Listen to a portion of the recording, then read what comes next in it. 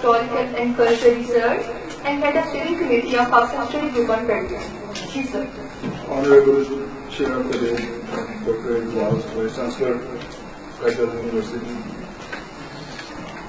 Honorable Chief Guest, Mark Henry Frank, Country Director, UNDP. Dr. Sania Lister, former Minister of Education, Training, Science and Technology. Dr. Zarina Salamat, Vice President, Council of Social Sciences. My teachers, Surfraz Ansari, my friend Ashaf Ansari, my teacher Dr. Rabiya Sultana, my teacher Dr. Rehaz, my first teacher in this university, Sayyid Bakar Ali Shah. Yes. My friend National League, my friend Dr. Wahid, Chaudhary, diplomats, guests from HEC, my friend Murtaza Noor, guests from all the 4 provinces. I named Dr. Rabiya Sultana, she is Vice Chancellor, University of Federalism, Dr. Shaikh University, KP. And then there is Dr. Abdul Jangir, a friend from Sindh, then Abdul Karim, Baraj, they're from Balochistan, then Kafula from Gilgit Baltistan, expanding the horizon of this forum nationwide. Then all the COS and UNDP team, particularly Amjad Bhai, Daud Sharif, Taimur, UNDP, and Naeem Akhtar, Sayyida Abdullah, and Dr. Ashaf Ansari, Finance Chief of COS, very honorable QEU Federalism, my very dedicated team, NISCR research members, my friends from Department of Anthropology, students, ladies and gentlemen. Without any ceremonial formality, it indeed is a matter of great honor for me, on behalf of my institute, NISCR, to host this ceremony when we are launching a major big think tank in the name of Pakistan Study Group on Federalism. You know, in the post-18th amendment scenario, Pakistan is passing through a big transition, and this 18th amendment transition mechanism is required very urgently to make the things normal. For that matter, we initiated a tripartite group consisting of UNDP, United Nations Development Project, COS, Council of Social Sciences, and NISCR, National Institute of Historical and Cultural Research. Main objectives of this group are: 1, to mobilize and activate a community of practice and practitioner researchers. Generally, we would write a typographical or a typical sentence in every thesis and every book. This thesis will be giving recommendations to the policy makers, which it never does. We actually want to actualize this idea that if you are writing this sentence, that this researcher will give policy recommendations to the policy makers, to the stakeholders, to the legislators. It should be delivering indeed. So, real vigor of this group is to mobilize and activate a cartel of researchers which may deliberate something substantial, something tangible, coming with some concrete solutions.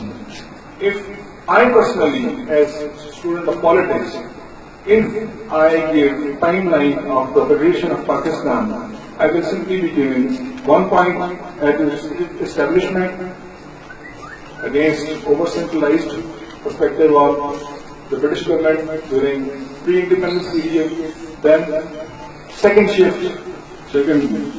major paradigm shift was 1971, failure of the Federation, Then third shift is 18th Amendment, which is a complete restructuring of your constitution.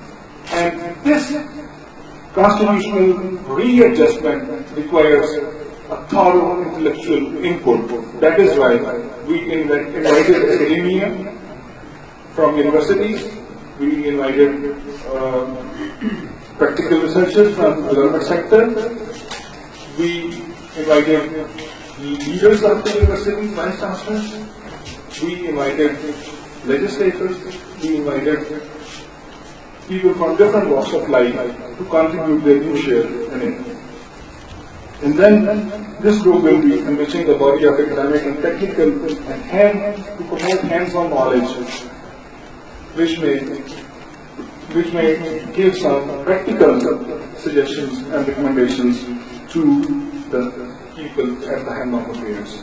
Then it will be facilitating to inform the process of transition management after 18th Amendment, and it will help develop an institutional interface between academia, between policymakers, development sector, stakeholders at provincial as well as national level to make these necessary arrangements and adjustments. Then if I come to the key questions which this Pakistan Study Group on Federalism will be addressing, one is how to bridge knowledge gap on federalism and decentralization, particularly after the passing of 18th Amendment. Then how and what kind of changes at institutional and legislative levels are required for running this state smoothly. Then how the capacities of provincial governments, particularly the provincial bureaucrats, be enhanced to deal with the situation properly. Then the study group will initiate how to follow up decentralization at district level, because the whole nation is talking about local body elections. How can we activate Article 140 of the Constitution in civil sense? Then how can we operationalize the Article 172, Clause 3 of the article, which deals with ownership of natural resources? Particularly when you have declared, while transferring 47 subjects from the reference list to the provincial, you have declared minerals as a provincial subject. How will we be dealing with a mineral if it comes out from Islamabad? Because center cannot deal with minerals anymore. What should be the mechanism? How can we develop this interprovincial and intraprovincial and province-central relationship, and how will we be dealing with all these things? Then it will raise the issue of mobilization of citizens, communities, civil society, and all the stakeholders at the local level. They will be charged through advocacy that you should be careful about your responsibilities, your duties, and your privileges also. The main activities of this study group is one, policy research, through academia. Then policy advocacy with the legislators at provincial as well as national level. Taking Council of Common Interest on board. Taking inter-provincial coordination on board, so that academia may interact with them to tell them how to make these adjustments in a reasonable manner. Then to create public awareness about the constitutional and social rights. Then it will be developing a network, it will be developing a clarity to give understanding to the people about the challenges which state is facing now. If I may show a organogram of this group. Next.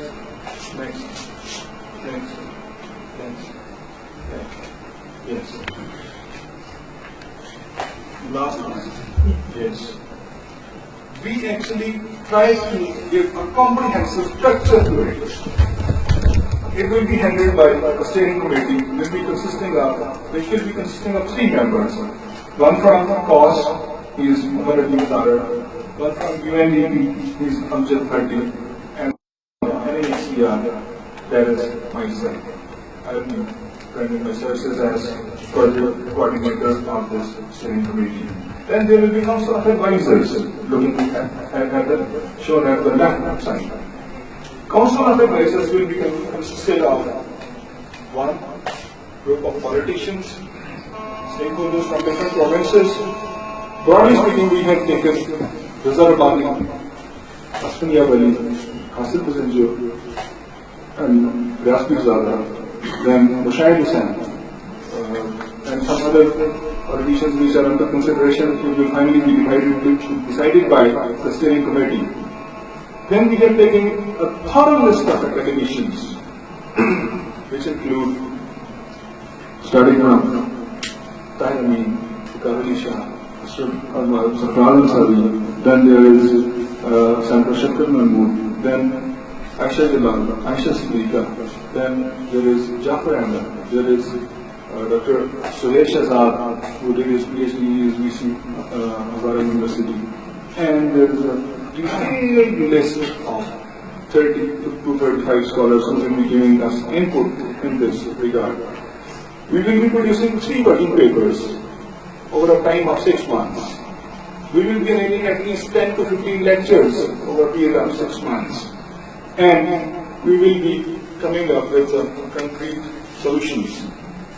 You know, it's not only a tripartite arrangement.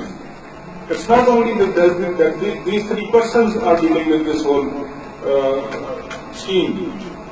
We actually intend to make it more representative, inviting scholars from all the provinces to deepen the process of democratization, devolution, and decentralization to make our federation more workable.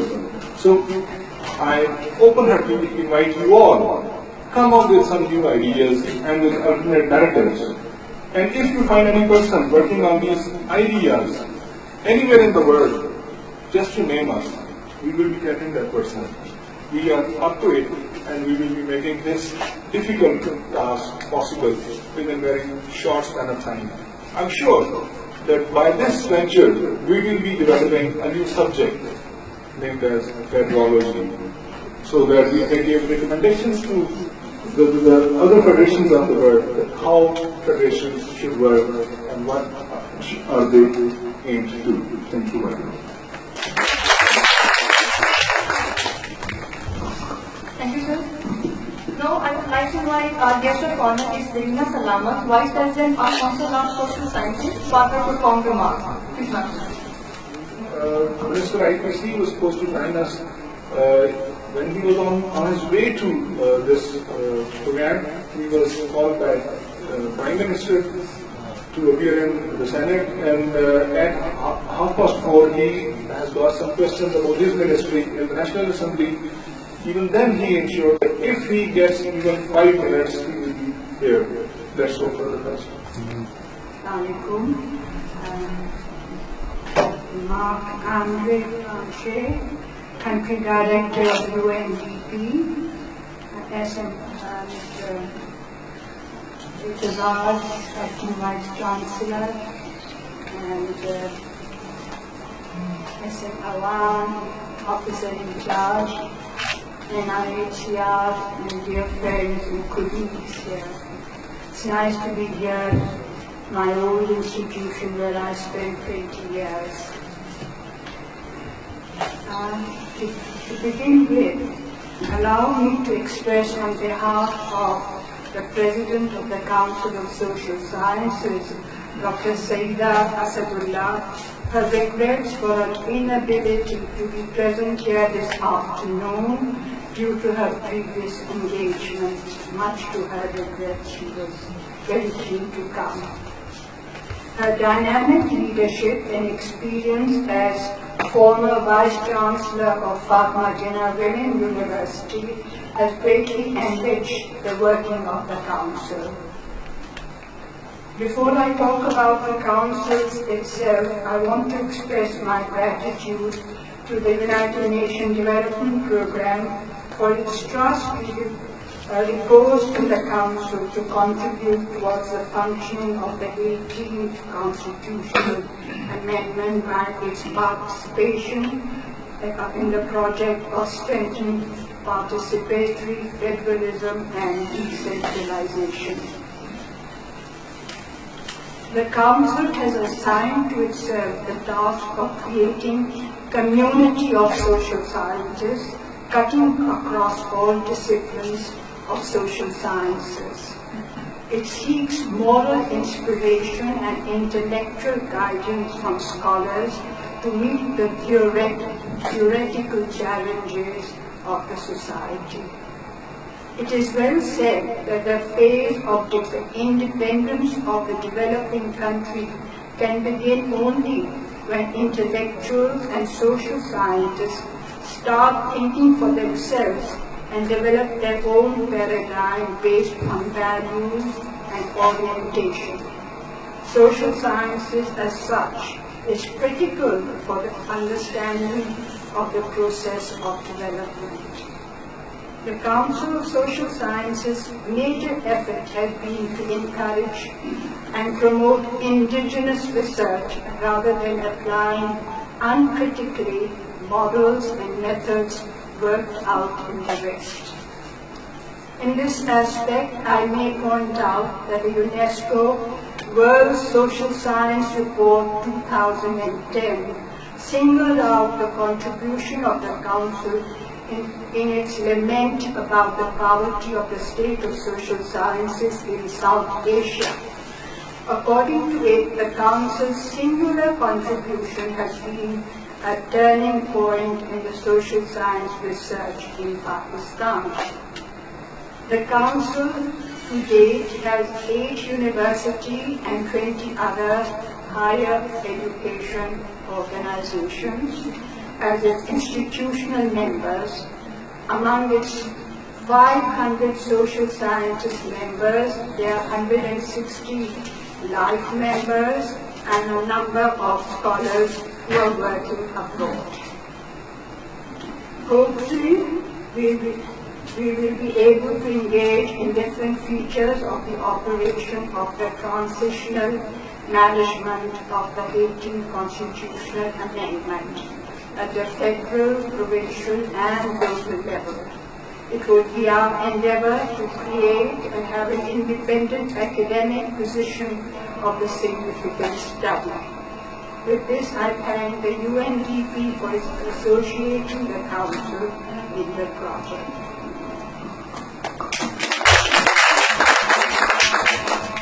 We are pleased to have with us Ms. Sania Nishtar, who is former Federal Minister of Education and Science and Technology. I would like to invite her father to come to us. Please. Assalamu alaikum and good afternoon everyone. Let me begin by saying how pleased I am to be here amongst academics and academics that are trying to bridge the evidence policy disconnect. The subject is of great interest to me personally and to my institution. I think it's of cross-cutting significance to all the state processes that are currently underway, and I think it's extremely auspicious that an institute of the government of Pakistan has invested in this area, and I must commend UNDP for your support of this particular area. It really is very strategic because it cuts across all the other sectors. I just want to briefly say that we all know what the context is and what federalism means, because there are 3 types of countries in this world. There are countries that are confederal in nature, others that are unity in configuration, and then there are 21 countries in the world, according to official estimates, which have a federal orientation. There are certain characteristics of federal countries which make them unique and which make policy reforms very specific to that environment. And I'm sure you all know that in federal countries there are 2 tiers of government. It is the national government and the subnational government. And depending on which country we're talking about, the subnational governments can be called states, they can be called provinces, they can be called boards, we can give them any name. And countries as small as the Comoros Islands and as physically large as the United States and Russia are effectively federal countries. So one of the characteristics is that there are two levels of government, and those governments have to share power, they have to share sovereignty, and the sharing of those powers is articulated in a constitution, which is why a constitution, a written constitution, becomes so important in a federal country because it outlines the mandates of the two levels of government. Now, there are different aspects of federalism: the constitutional aspect of federalism, the executive aspect of federalism, and the fiscal aspect of federalism, which are equally important. And in each federal country, each of them at different points in time has to be given adequate attention. Now, Mr. Sajjad outlined to you earlier on that Pakistan was created on the federal premise where the different federating units came together to formulate a common economic union. But that subsequently, because of the political environment, because of the overall context, we continued to work as effectively a unitary government. But then, as of late in 2010, the 18th Constitutional Amendment ushered an era where there was an attempt to restore the true spirit of federalism within the country. Alongside that was the National Finance Commission Award, which is why I like to call them the twin reforms. These are effectively twin reforms because one was an instrument of federal fiscalism and the other was an instrument of constitutional and executive federalism, because I'm sure many of you understand that executive authority, the federal government vis-a-vis the provinces, emanates from the mandates articulated in the federal legislative lists. Hence, the 18th Constitutional Amendment is both an instrument of constitutional as well as executive federalism. Now, when this twin devolution reform was implemented in the country around 2009 and 2010, overall it was an auspicious move, but there were some problems, and those problems are now becoming apparent. I think that we need to look at those problems dispassionately. We have to look at them very objectively, and I think that there should be no attempt to play the blame game. One must look at the past only to learn lessons to pave a better way for the future. And in hindsight, there were three problems, and I think that it is important to recall those problems because they have insights for the future. The first problem was that these proceedings were closed proceedings. There wasn't enough opportunity for technical groups like us to engage and give inputs in different areas. And I'm sure that many of you must have felt that the same way. If the process of the negotiation of the 18th Constitutional Amendment had been a lot more open, then the health and environment and education and the science and the other technical constituencies would have been able to put forth their own views. And some of the issues that arose inadvertently, I would like to believe, might not have been the case.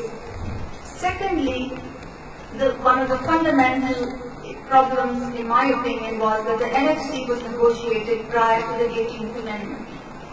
Because normally you tell somebody what their job is and then you negotiate on the price. You do not negotiate on the price first and then tell somebody what has to be done. And that mistake, and that inadvertent mistake, has actually created issues because provinces do not like now to take responsibility for things that are putting an additional burden on their balance sheets. The third issue, and that's an issue that we need to, that continues to prevail today, is the fact that the process, the constitutional process, which was to iron out the problems, has not effectively taken shape. Normally, when you put a reform on paper, whether it's a piece of legislation, whether it's a plan, whether it's a policy, whether it's any other instruments, that is the beginning of the reform. That is just the beginning. And when the 18th Amendment was negotiated, it was an important reform process which had been initialized. But we as a country thought that the process had come to fruition, which was an inadvertent mistake. Now the Constitution actually stipulates the creation of an anomaly cell, and the purpose of that anomaly cell is exactly to look at each problem to get the stakeholders to the table and to develop mitigating solutions and to resolve the problems between the federal government and the provinces. And that unfortunately has not effectively kicked off. So I think that in hindsight, there were these three problems which we now need to resolve. What are the problems that we see today are the things that really matter. And I put them on the table not with a view to lament, not with a view to criticize, but with a view to outlining them, because the first initializing step in making improvements is to outline where the problem is. Unless you're going to know where the problem is, you're not going to find a solution to it. And I think that the first problem is about the role of the federal government. The 18th Amendment went so deep down in devolving functions that it forgot that the role of the federal government in federating systems is to create a common economic union. It is to create an incentive for the subnational units to subscribe to stay within the federation and for the country to remain united. You may have 20 provinces in this country, you may have 50 provinces in this country, it does not matter. You may want to create them on the lines of administrative ease, you may want to create them on the lines of ethnicity, it does not matter. So long as you have the federal government which has the incentives and the mandate to create that appropriate economic union. And unfortunately, the 18th Amendment has taken away those instruments and that mandate from the federal government. As a member of the cabinet, I sat on one of the Council of Common Interest meetings, and the four provinces sat together around the table as if they were enemies. I have seen more camaraderie between India and Pakistan on a negotiating table compared to the lack of cooperation that I saw between the four provinces on the Council of Common Interest. This is extremely serious and this needs to be mitigated. Secondly, the role of the federal government in a federation is to bring the provinces at par. You cannot have maternal mortality of 63 in the urban areas of Karachi and at 600 in rural Balochistan. The role of the federal government is to intervene through incentives, through appropriate instruments, and the federal government does not have the authority, the mandate, the instruments to do that. I remember in my role as the government, one particular journalist asked me again and again when there was a measles outbreak, and I'll translate for you, says, "Kya wafaq ki hukumat bilkul bebas hai?" Is the federal government completely, does it not have any role to play in this? So I think that the role of the federal government is redefining the role of the federal government in an environment where we want the provinces to be fully autonomous, where we want them to be fully responsible in the spirit of federalism, but rethinking the role of the federal government and giving it the appropriate instruments and institutions. We have regions which are regionally integrated, and Pakistan is here going to a level of devolution where it's completely cutting the cord of the federal government to create the common economic union. We need to think about that. The second problem is again at the federal level, because there are some federally controlled areas, Azad Jammu Kashmir, Gilgit Baltistan, Quetta, and under the current norms they are being treated as if they are being devolved. And I am referring in particular to the Council of Common Interests decision of 28 April 2011, where there is a cap on federal funding of these areas, and that cap on federal funding is actually posing a lot of problems. So when you go to AJK, the lady health workers have not been paid for months. And there's similar problems which need to be resolved really urgently. The third issue, again at the federal level, stems from the federal institutes that were devolved, but where subsequently litigation was the outcome. So the National Institute of Child Health, the National Institute of Cardiovascular Diseases, there are many federal institutes where the employees have actually gone to court demanding that they be repatriated to the federal government. Now if you go to these institutes, you see that there's a problem, because the provincial government is not taking responsibility, the hiring has not been done, people have not been deployed.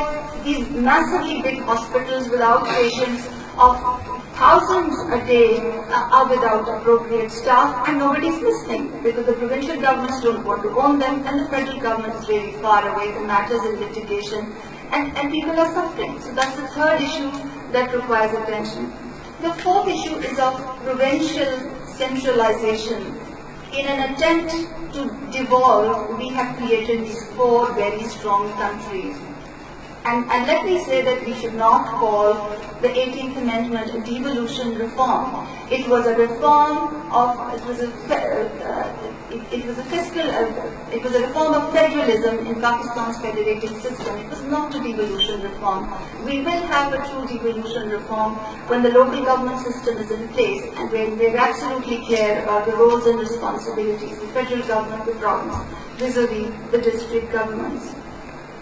Fifth problem, we have decentralized expenditure to the provinces, but we have not decentralized accountability of revenue generation. So, a couple of months after the NFC award, when the first balance sheet came in, you had these provinces declaring that they had actually underspent. Massive issue, and I do not understand why somebody could not foresee that this was going to happen. If you're going to decentralize expenditure and not make them accountable for revenue generation, and I see some eminent economists in the room who I look forward to commenting on this subsequently. Sixth problem, there are problems in clarity with reference to the mandate to regulate. So, Federal Legislative List Part 1 says that NP 6 means that the federal government can create regulatory institutions. But if the subject has been devolved, where does the government stand then? And we have already seen this create a problem in two instances. With the petition in the Sindh High Court about sugar, where the federal government was imposing price controls on sugar, and where the growers back in Sindh said that, well, this is a provincial subject. We subsequently saw this in the issue of drug regulation, where unfortunately we had 2 years of an unnecessary holdback on drug regulatory arrangements because the provincial governments thought that it was their domain to regulate, and we actually had to have 150 people die before this matter was resolved. So the seventh thing is ambiguity about the mandate to regulate. And I think that the last real problem is that the 18th Amendment, despite the massive sweeping changes it brought to all aspects of the state system, did nothing to make a difference to governance in real terms. So it did not talk about political party finance. It did not talk about conflict of interest. It did not talk about how accountability is going to be ingrained within the government system. It was silent on civil service reforms, and I can give you a very long list of things which I have published in the Lancet a month ago about the real problems that were not addressed through the 18th Amendment. Now, as I said earlier, I am enlisting these problems on a positive note, because unless we are going to be very objectively conscious of these problems, we're not going to find a way forward. And I think that what we really need to do very quickly with this particular project is to commission some qualitative studies. We do not need some modelings, very sophisticated modelings. We require some very quick and dirty qualitative assessments to bring into the public domain the problems that we are having as a result of implementation of the 18th Amendment, which could have been done in a much better way. We really have no other way forward but to correct the course, and I do believe that a course correction is possible. I think that the effort of this particular institute and UNDP is really auspicious in terms of creating a study group which can invest in the right areas and bring evidence, because we require evidence to shape policy. We require it very quickly, and then we also want to translate that evidence in a way that makes it palatable to the decision makers. You will ask me what I did in my 2 months of government about the 18th Amendment, and I can tell you that I did whatever little I had in my hand. I had the portfolio of health, and one of the deeper discussions that I thought in the system was the absence of the Ministry of Health. So I was very pleased to recreate that bag. And that experience leads me to believe that government is a very powerful place. Government is a place where there is no dearth of money. government is a place where there is no dearth of authority. But you need to have the right motivations to do the right things, for the right reasons. And once you have them, the things can be very easy. So let me congratulate you once again. And for my part, what can I commit my 2 bits to your effort? We have a study on which is looking at the fiscal impact of health and population, pre and post devolution. I'll be very happy to share it with you. I'll be very happy to for us to take it forward together in terms of dissemination. We are also working on a documentary which brings to life some of these issues in a more granular way, and we'll be very happy to collaborate and share these resources with you. So thank you very much. Thank you, ma'am. We are really thankful to our chief guest, Mr. Mark Abdul Country Director of UNDP Pakistan, that he has spared some time on our ceremony. I would like to invite him to start. Thank you very much. Dear Vice Chancellor, professors, researchers, and of course, dear colleagues, good afternoon, assalamu alaikum.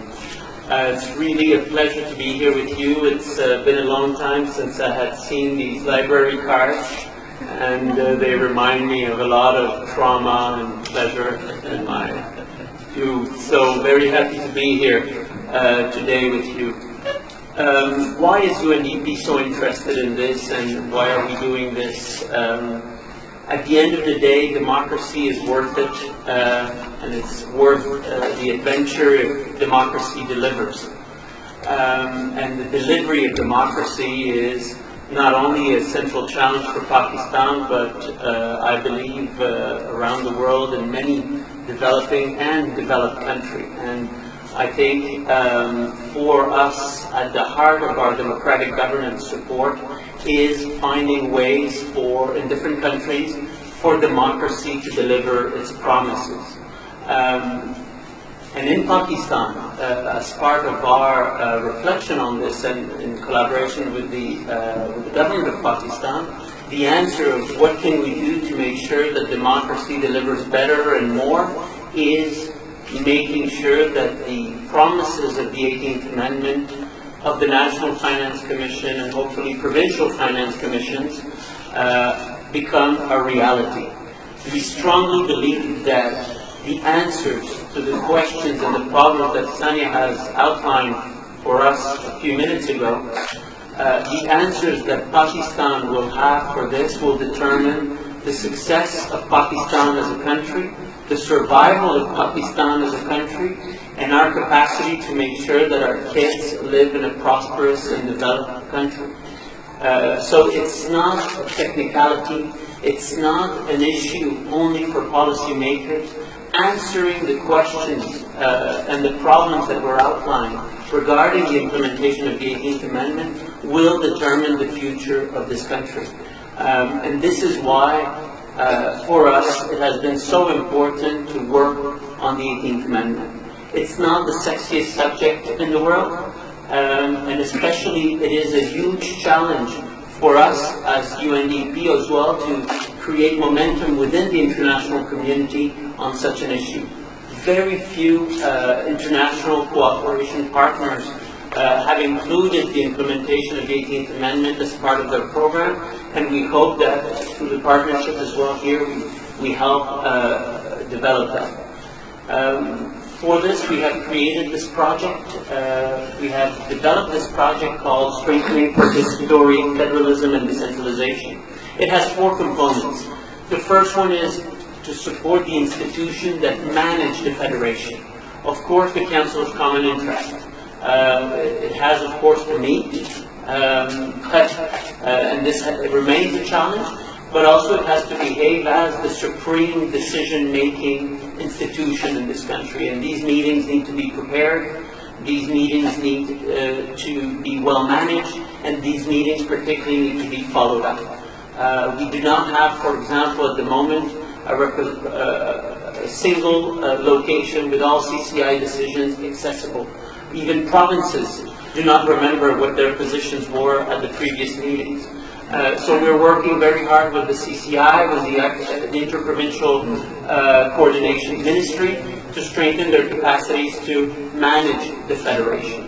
The second aspect is decentralization, local governance. And so in each province, in very different ways, we're supporting the provinces, of course, hopefully soon, the organization of local elections, but a lot needs to be done to prepare authorities and to prepare the terrain before the elections are held, and so we're intervening in very different ways in each province. The third has been to tailor-make certain critical intervention in each province to implement particular aspects of the 18th Amendment that is important for each province.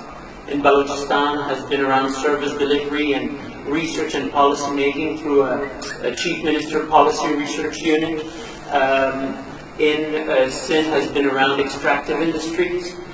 So it depends on each province. And finally, it has been to encourage, sustain efforts of civil society, academia on federalism. You are a new federation. There's no chair of research on federalism. Where I come from, in Quebec, in Canada, there's not one university that doesn't have entire programs only on federations, because federations are complex organisms. They require enormous amount of detailed discussion, research, analysis. And for us, it's very important to sustain the effort not only through governments, but also civil society and academia. And this is what the effort here today of establishing this federalism study group is all about. And we sincerely hope that this can sustain a community of practice, and that it can bridge the gap, on the one hand, between civil society and policymakers that we see, I think, in every aspect of public life, unfortunately, in Pakistan, but also, as Sonia said again, the gap between evidence and policymaking. And I hope that this can certainly encourage and promote that effort. A very important factor for us is that each federation is extremely different. It's of course very useful for us to share experiences of one of the many federations, but at the end of the day, it's solutions by Pakistanis, for Pakistanis, and discussed here and developed here that are going to work. It's very difficult to copy a mechanism that has worked in Canada or in Russia into Pakistan. You come from very different social, cultural, economic background, and the federation needs to be shaped for the needs of Pakistan. And probably a place like India is the closest inspiration, certainly, but at the end of the day, Pakistan will have to do it its own way. And for us at UNDP, this is extremely important, that our role here is not to come with ready-made solutions. Our role is not here to come and down your throats a particular solution. Our role is not to ship in some international consultants to come here and tell you what you need to do. Our role here is really a facilitator of promoting a conversation. I like to say that no country in the world has developed because of UNDP. No country in the world has developed because of USAID or because of any other international organizations. The countries that have made it and that have developed have done it because their elite have decided to shed away particular interests in the promotion of collective interests. And I think this is what we hope to encourage and to sustain through this effort. And I'm extremely proud that UNDP is part of this. I want to thank, in particular, the National Institute of Historical and Cultural Research, the Council of Social Science, and Quaid-e-Azam University, of course, for hosting us today. I'm looking forward to the launch of the activities, and I'll be monitoring them, of course, closely. And if there's anything that we can do additionally to what we have committed of doing, all your ideas are welcome, and we hope to continue accompanying you in this process. Thank you very much. Bohat Meherbani. Thank you so much, Mark. In order to formalize this ceremony, I invite heads of two organizations, Mr. Mark Mandir Francher, Director of UNDP Pakistan, and Mr. Sajid Awan for the signing of letter of agreement to actualize this agreement. We're actually signing. Please just send you clear. Okay. You do this like this? Yeah. Very efficient. Hey, give me 2 seconds.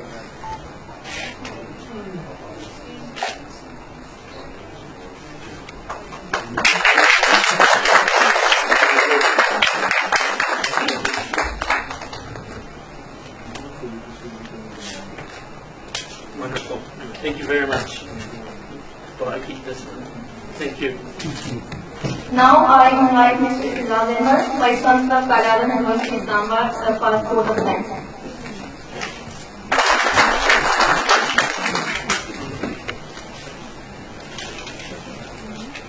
Bismillahirrahmanirrahim. Assalamu alaikum. Mr. Mark Andre Frank, Country Head, UNDP. Dr. Sania Nashtar, former Federal Minister of Education, Training, Science and Technology. Professor Dr. Zarina Salamat, Vice President, Council of Social Sciences.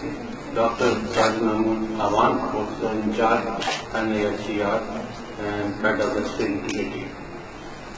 I thank you very much for organizing this very important event. The concept of establishing this group on federalism is very important, not from the point of view of social sciences, but particularly from the point of view of economics. Being a professor of economics, I really realize the importance of this activity. Before proceeding further, I would like to mention that I was in fact really much impressed by the presentation from Dr. Sania Nashtar, and I was pleasantly surprised that we have very capable, after all, ministers in Pakistan who have the capacity and wisdom to think so deeply and make significant contribution to our society. She also referred to an eminent economist sitting here. I don't know whether she referred to Dr. Alia, but she is also an economist or somebody else. I would like to respond to her, some of her comments, in particular regarding the revenue collection at federalism.